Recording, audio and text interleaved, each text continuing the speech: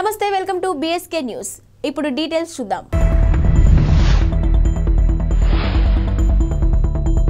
హైదరాబాద్ కు CM Revanth Reddy airport నుంచి నేరుగా అసెంబ్లీకి.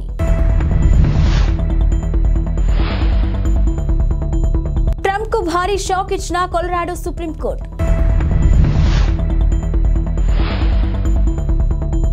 చంద్రబాబు వారిని వదిలిపెడతారని నేనైతే అనుకోవడం లేదు.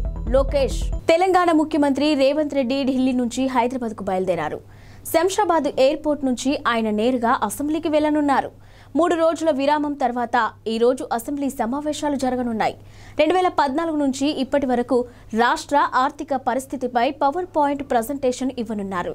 అనంతరం రాష్ట్ర ఆర్థిక స్థితిగతులపైన స్వల్పకాలిక చర్చ జరగనుంది. మరోవైపు ఆర్థిక పరిస్థితిపై మాట్లాడేందుకు తమకు కూడా అవకాశం ఇవ్వాలని బీఆర్ఎస్ ఎమ్మెల్యేలు కోరుతున్నారు. ఇక ఈ రోజు అసెంబ్లీ సమావేశాలు వాడివేడిగా కొనసాగే అవకాశం ఉంది. అమెరికా మాజీ అధ్యక్షుడు డొనాల్డ్ ట్రంప్ కు కొలరాడో సుప్రీంకోర్టు భారీ షాక్ ఇచ్చింది. వచ్చే ఏడాదిలో జరగనున్న అధ్యక్ష ఎన్నికల్లో కొలరాడో రాష్ట్రం నుంచి పోటీ చేయకుండా అనర్హత వేటు వేసింది. ఇక 2021 జనవరి 6న యుఎస్ క్యాపిటల్ పై ట్రంప్ మద్దతుదారుల దాడి నేపథ్యంలోనే ఆయనపై నిషేధం విధించింది. ఇక అమెరికా రాజ్యాంగంలోని నిబంధనల ప్రకారం దేశ అధ్యక్ష పదవిని చేపట్టేందుకు ట్రంప్ అనర్హుడని కోర్టు ప్రకటించింది. ఇలాంటి తీర్పును ఇవ్వడం దేశ చరిత్రలోనే ఇదే తొలిసారి కావడం గమనార్హం. అయితే ఈ తీర్పుపై అమెరికా సుప్రీంకోర్టులో అప్పీల్ చేసుకునే అవకాశాన్ని ట్రంప్కు కొలరాడో సుప్రీంకోర్టు ఇచ్చింది.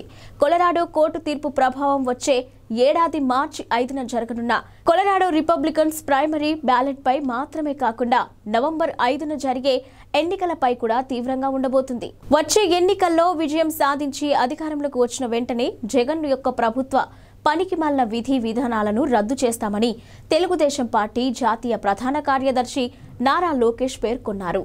ఆయన చేపట్టిన యువగలం పాదయాత్ర 226 రోజుల పాటు కొనసాగింది.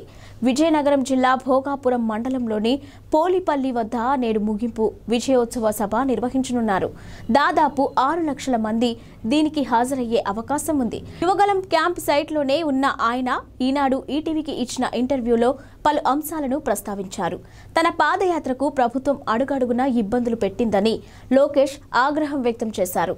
ఇక పాదయాత్ర ప్రారంభం కాకముందే జీవో 1ని తీసుకొచ్చిందని, మైక్, వాహనం, సౌండ్ బాక్సులన్నీ లాక్కున్నారని ఆవేదనను వ్యక్తం చేశారు. ప్రజల దీవెనలే తనను నడిపించాయని అన్నారు. ఎండా వాన అన్నింటికి తట్టుకొని పాదయాత్ర చేశానని, శని, ఆదివారాలు, పండుగలు, పబ్బాలు చూసుకోలేదని తెలిపారు. తన పాదయాత్రలో ప్రజల్లో మార్పు వచ్చిందని, కుర్రోడు కష్టపడ్డాడని, సమాజంలో మార్పు తీసుకురావాలనుకుంటున్నాడని జనం మాట్లాడుకుంటున్నారని అన్నారు. ఇక వచ్చే ఎన్నికల్లో తెలుగుదేశం ఘన విజయం సాధిస్తుందని ఆశాభావం వ్యక్తం చేశారు. బీజేపీ కురువృద్ధులు అద్వానీ, మురళీ మనోహర్ జోషిల ఆరోగ్యాన్ని దృష్టిలో పెట్టుకుని వారిని అయోధ్య రామాలయం ప్రారంభోత్సవానికి రావద్దని కోరామని శ్రీరామ జన్మభూమి తీర్థక్షేత్ర ట్రస్ట్ వెల్లడించింది. ఇక తమ వినతిని ఇద్దరు అంగీకరించారని చెప్పిన సంగతి విదితమే. ఈ అంశంపై దేశవ్యాప్తంగా చర్చానీయాంశంగా మారింది. ఇక దీని వెనుక ఏదో ఉందని పలువురు అనుమానాలు వ్యక్తం చేశారు. ఈ నేపథ్యంలోనే అద్వానీ, జోషిలకు విశ్వ హిందూ పరిషత్ ఆహ్వానం పలికింది. విశ్వ హిందూ పరిషత్ అంతర్జాతీయ కార్యనిర్వాహక అధ్యక్షుడు అలోక్ కుమార్ వీరిని స్వయంగా కలిసి ఆహ్వానం పలికారు. మరోవైపు రామాలయం ప్రారంభోత్సవానికి హాజరయ్యేందుకు ప్రయత్నిస్తామని ఇద్దరు నేతలు చెప్పినట్టు సమాచారం. ఇక జనవరి 22న రామాలయం ప్రారంభోత్సవం జరగనుంది. కరోనా వైరస్ కొత్త వేరియంట్ JN.1ను వేరియంట్ ఆఫ్ ఇంట్రెస్ట్ గా ప్రపంచ ఆరోగ్య సంస్థ మంగళవారం వర్గీకరించింది. అయితే ఈ వేరియంట్తో జనాలకు పెద్దగా ముప్పు లేదని తెలిపింది. అందుబాటులో ఉన్న ఆధారాల పరంగా చూస్తే JN.1తో ప్రపంచానికి పెద్ద ప్రమాదమేం లేదని WHO అంచనా వేసింది. కాగా మాతృవంశం BA 2.86లో భాగంగా JN.1ను ఇంతకుముందే వేరియంట్ ఆఫ్ ఇంట్రెస్ట్ గా వర్గీకరించారు. ఇక మరోవైపు ప్రస్తుతం అందుబాటులో ఉన్న వ్యాక్సిన్లతో JN.1 వేరియంట్తో పాటు వేర్వేరు కోవిడ్ వేరియంట్ల ద్వారా వచ్చే వ్యాధుల నుంచి రక్షణ పొందవచ్చునని వెల్లడించింది. ఇదిలా ఉంచితే ప్రపంచవ్యాప్తంగా JN.1 ఆందోళనలు నెలకొన్నాయి. ఇక JN.1 వేరియంట్ను మొదటిసారి అమెరికాలోని సెప్టెంబర్ నెలలో గుర్తించారు. గత వారం చైనాలో కూడా 7 కేసులు నమోదయ్యాయి. ఇక డిసెంబర్ 8 నాటికి అమెరికాలో నమోదైన మొత్తం కరోనా కేసుల్లో 15% నుంచి 29% మాత్రమే JN.1 వేరియంట్ కేసులేనని US centers for disease control and prevention అంచనా వేసింది. అయితే ఇతర వేరియంట్లతో పోల్చితే JN.1 ప్రజారోగ్యానికి ఎక్కువ హాని కలిగిస్తుందని చెప్పడానికి ఎటువంటి ఆధారాలు లేవని CDC చెప్పుకొచ్చింది. వైసీపీ నేత, విజయవాడ డిప్యూటీ మేయర్ శైలజారెడ్డి భర్త అవుతూ శ్రీనివాసరెడ్డి కోర్టు ఆగ్రహానికి గురయ్యారు. 2015 నాటి కేసులో మంగళవారం కోర్టు వాయిదాకు వెళ్లాల్సి ఉండగా తనకు బదులు డ్రైవర్ను పంపించారు. దీంతో ఆయనపై జడ్జి సీరియస్ అయ్యారు. పర్యవసనంగా ఆయన క్షమాపణలు చెప్పాల్సి వచ్చింది. శ్రీనివాసరెడ్డి మంగళవారం కోర్టు వాయిదాకు హాజరు కావాల్సి ఉండగా వ్యక్తిగత డ్రైవర్ మురారిని పంపించారు. కోర్టు గుమస్తా నిందితుల పేర్లు పిలవగా కేసులోని నిందితులతో పాటు మురారి కూడా కోర్టు హాల్లోకి ప్రవేశించాడు. అయితే వయసు వ్యత్యాసంతో పాటు అతడు తడబడుతుండడాన్ని కోర్టు సిబ్బంది గమనించారు. అనుమానం వచ్చి ఆరా తీయడంతో అసలు విషయం వెలుగు చూసింది. తాను శ్రీనివాసరెడ్డిని కాదని డ్రైవర్ మురారి అని అంగీకరించాడు. దీంతో జడ్జి గాయత్రీదేవి ఆగ్రహం వ్యక్తం చేశారు.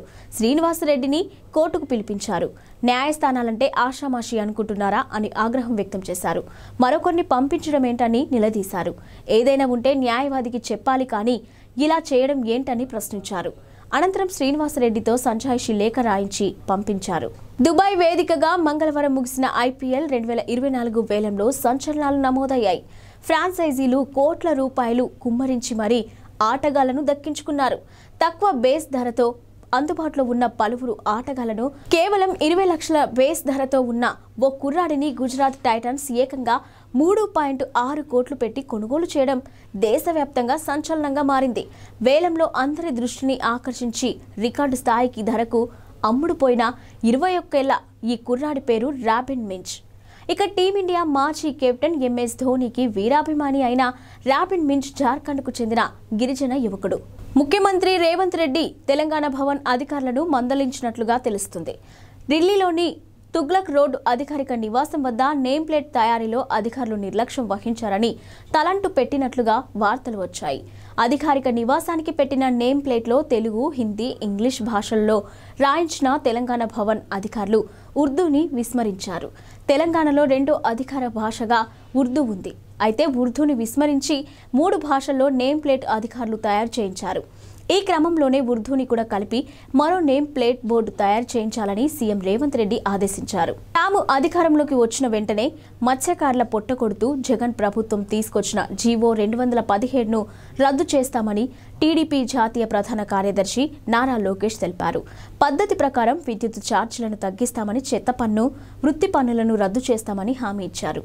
ప్రస్తుతం యువగలం క్యాంపు సైట్ వద్ద ఉన్న ఆయన ఈనాడు ఈటీవీకి ప్రత్యేక ఇంటర్వ్యూ ఇచ్చారు. తాము అధికారంలోకి వచ్చాక చేయాల్సిన పనులు చాలా ఉన్నాయన్న ఆయన రాష్ట్రాన్ని అభివృద్ధి పథంలో నడిపించి చూపిస్తామన్నారు. తాము అధికారంలోకి రాగానే మళ్లీ పరిశ్రమలను తీసుకొస్తామని, ఉద్యోగాలు ఇస్తామని, రోడ్లకు మరమ్మతులు చేస్తామని పేర్కొన్నారు. ప్రస్తుతం రాష్ట్రంపై 11 లక్షల కోట్ల అప్పు ఉన్నట్టు చెప్పారు. 2014 ఎన్నికల మేనిఫెస్టోలో ఇచ్చిన హామీల్లో దాదాపు 90% నెరవేర్చామని తెలిపారు. పేదల కోసం దాదాపు 120 సంక్షేమ కార్యక్రమాలు అమలు చేసిన ఏకైక పార్టీ టీడీపీయేనని స్పష్టం చేశారు. ఆహా ఓటీటీ సెంటర్కు వచ్చిన మా ఊరి పొలిమేర 2 సినిమాకి అనూహ్యమైన రెస్పాన్స్ వచ్చింది. ఆయా తర్వాత వచ్చిన రాక్షస కావ్యం సినిమా కూడా సందేశం పరంగా మంచి మార్కులనే కొట్టేసింది. ఇప్పుడు ఇదే ప్లాట్ఫామ్ పైకి రావడానికి కరీంనగర్ సినిమా రెడీ అవుతుంది. మోస్ట్ వాంటెడ్ అనేది ట్యాగ్ లైన్. ఈ సినిమాను ఆహాలో ఈ నెల 22వ తేదీ నుంచి స్ట్రీమింగ్ కానుందని తెలిపారు. అందుకు సంబంధించిన పోస్టర్ను అధికారికంగా రిలీజ్ చేశారు. ట్రైలర్ను కూడా వదిలారు. స్క్రీన్ ప్లే, సంభాషణలను రమేష్ ఎలికేటి సమకూర్చగా బాలాజీ భువనగిరి దర్శకత్వం వహించారు. సాహిత్య సాగర్ సంగీతాన్ని అందించాడు. ఒకవైపున రాజకీయం, మరోవైపున రౌడీయిజం నేపథ్యంలో జరిగే ఈ కథ నడుస్తుందనే విషయం ట్రైలర్ను బట్టి అర్థమవుతుంది. కరీంనగర్కి చెందిన 4 యువకులు ఎలాంటి పరిస్థితుల్లో ఎలాంటి మార్గాన్ని ఎంచుకున్నారు, ఆ ప్రయాణంలో వాళ్ళకి ఎలాంటి అనుభవాలు ఎదురయ్యాయి అనేది ఈ సినిమాలోని ప్రధానమైన అంశం. పార్లమెంట్లో ఎంపీల సస్పెన్షన్ పై టీపీసీసీ ఉపాధ్యక్షుడు మల్లు రవి తీవ్రంగా స్పందించారు. మంగళవారం ఆయన గాంధీ భవన్లో మీడియాతో మాట్లాడుతూ 78 మంది ఎంపీలను ఒకే రోజు సస్పెండ్ చేయడం పార్లమెంటు చరిత్రలో ఇది మొదటిసారి అని ఆగ్రహం వ్యక్తం చేశారు. కేంద్ర ప్రభుత్వ వైఖరిపై పార్లమెంటరీ వ్యవస్థకు తీరని మచ్చ అని అన్నారు. అఘంతకులు పార్లమెంట్లోకి వెళ్లడం దేశ చరిత్రలో దారుణమైన సంఘటన అని అన్నారు. ఇంకేమైనా ప్రమాదం కలిగి ఉంటే పరిస్థితి ఎలా ఉండేది అని ఆవేదన వ్యక్తం చేశారు. ఇక ఆయన ఆందోళన వ్యక్తం చేశారు. పార్లమెంటు భద్రతపై చర్చించేందుకు అధికారిక పక్షం ఎందుకు భయపడుతుంది అని ప్రశ్నించారు. కేంద్ర హోంమంత్రి ఈ అంశంపై స్పందించాలని డిమాండ్ చేశారు. వికసిత్ భారత్ అంటే ఇదేనా? బీజేపీ ప్రభుత్వం సిగ్గుపడాలని దుయ్యబట్టారు. ఇక పార్లమెంటుపై ముష్కర్ల దాడి జరిగిన రోజే ఈ ఘటన జరగడం భద్రతా వైఫల్యమే అన్నారు. ఈ అంశంపై పార్లమెంట్లో చర్చ జరగాలి. ప్రజలందరికీ అన్ని విషయాలు తెలియాలన్నారు. ఇవాళ ఢిల్లీలో కాంగ్రెస్ నాయకత్వంలో టీమిండియా కూటమి సమావేశమైంది. ఈ సమావేశంలో ఆసక్తికర పరిణామం చోటు చేసుకుంది. వచ్చే ఎన్నికల్లో విపక్షాల ప్రధానమంత్రి అభ్యర్థిగా మల్లికార్జున ఖర్గే పేరును బెంగాల్ ముఖ్యమంత్రి మమతా బెనర్జీ ప్రతిపాదించారు. ఇక లోక్సభ ఎన్నికల తర్వాతే తమ ప్రధాని అభ్యర్థిని ప్రకటిస్తామని నిన్న చెప్పిన మమత ఒక్కరోజులోనే స్వరం మార్చేశారు. ఇండియా కూటమి ప్రధాని అభ్యర్థి ఖర్గే అంటూ నేటి సమావేశంలో పేర్కొన్నారు. ప్రస్తుతం ఖర్గే కాంగ్రెస్ పార్టీ జాతీయ అధ్యక్షుడిగా ఉన్నారు. కాగా మమత ప్రతిపాదనకు ఇండియా కూటమిలో 12 పార్టీల నుంచి మద్దతు లభించింది. అంతేకాదు ఇక ఊహించని రీతిలో ఢిల్లీ సీఎం అరవింద్ కేజ్రీవాల్ కూడా ఈ ప్రతిపాదనకు సానుకూలంగా స్పందించారు. దేశానికి తొలి దళిత ప్రధానిని అందించేందుకు ఇదొక మంచి అవకాశమని కేజ్రీవాల్ పేర్కొన్నారు. కర్ణాటకకు చెందిన మల్లికార్జున ఖర్గే దళిత వర్గానికి చెందిన వ్యక్తి అని తెలిసిందే. అయితే ఈ ప్రతిపాదనకు ఖర్గే నుంచి వ్యతిరేకత వ్యక్తం కావడంతో మమతా బెనర్జీ సహా ఇతర విపక్ష నేతలు కూడా నిరాశకు గురయ్యారు. మమత ప్రతిపాదనను ఖర్గే సున్నితంగా తోసిపుచ్చారు. తాను అణగారిన వర్గాల కోసం పనిచేయాలని మాత్రమే కోరుకుంటున్నానని స్పష్టం చేశారు.